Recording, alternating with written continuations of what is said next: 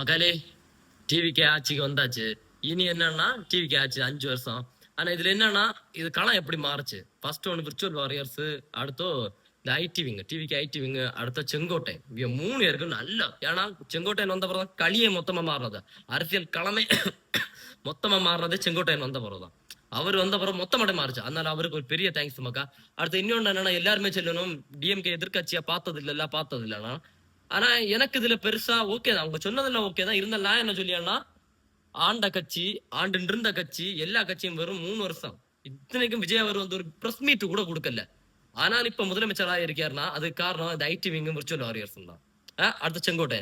அப்போ ஆண்டு இருக்கும் போது உங்களை இறக்கி கீழே கொண்டு வச்சணும். அப்போ நீங்க எதிர்கட்சியா இருக்கும் போதும் நீங்க என்ன கொஸ்டின் கேட்டாலும் அதுக்கு பதில் எப்படியெல்லாம் வரும்.